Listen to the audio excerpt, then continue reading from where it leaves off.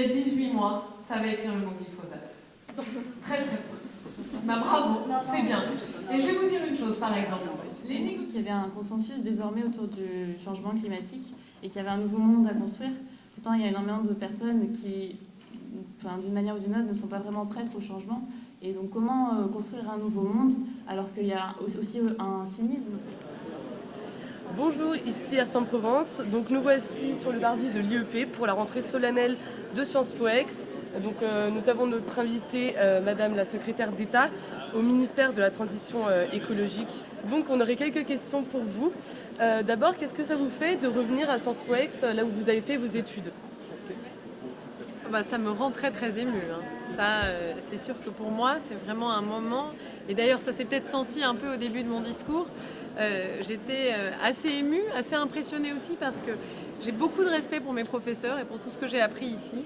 Et en fait, au début, je me suis dit, il y a quelque chose qui cloche. Ce n'est pas à moi d'être assise sur cette estrade-là et je devrais être à nouveau en train de les écouter et de me nourrir de leurs paroles. Mais ça me fait aussi très plaisir. Je suis impressionnée par aussi tous les développements récemment qu'il y a eu au cours des dernières années et combien l'école a été bien reprise en main. Et puis c'est toujours un plaisir aussi de voir des étudiants parce que j'aime leurs questions et j'aime quand ils me poussent dans mes retranchements.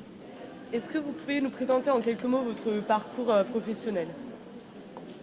Mon parcours professionnel, j'ai essayé de le rendre le plus varié possible. J'ai travaillé dans une fondation en Angleterre et puis j'ai ensuite travaillé en Inde pour le gouvernement indien, paradoxalement, et puis aussi pour l'Agence française de développement et pour Veolia, et principalement sur des thèmes liés au développement durable et à l'accès à l'eau dans les bidonvilles. Et puis ensuite, je suis allée aux États-Unis, où là, j'ai travaillé pour un incubateur de nouvelles technologies, des technologies qui étaient vertes. Et ensuite, surtout, je me suis engagée en politique. Ça, c'est le plus beau et l'engagement dont je suis le plus fière et qui me guide au jour le jour. Comment vous voyez votre statut de secrétaire d'État auprès du nouveau ministre de la Transition écologique, François de Rugy? Moi, je considère que je suis en mission au service des Français, pour changer leur vie au quotidien pour le meilleur.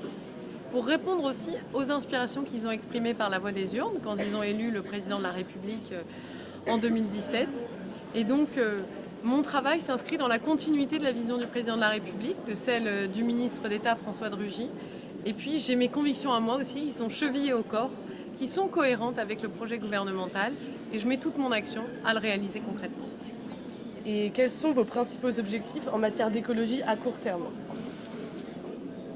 Mes principaux objectifs en matière d'écologie, ils sont d'accélérer la transformation de l'économie. Accélérer la transformation de l'économie pour que nos modes de production, de consommation et aussi nos investissements soient totalement cohérents avec la préservation de la planète. Et donc ça veut dire développer une économie circulaire. Ça veut dire faire en sorte que la finance se mette au service de l'environnement. Ce que je fais aussi, et une de mes priorités, c'est de préserver l'accord de Paris. Et donc je participe activement aux négociations, et par exemple à la COP24 à venir, sur la mise en œuvre des règles d'application de l'accord de Paris. Merci beaucoup pour le temps que vous nous avez accordé. Merci à vous. Et merci pour votre Bravo conférence. de tout ce que vous faites et encore d'être ici à Sciences Po.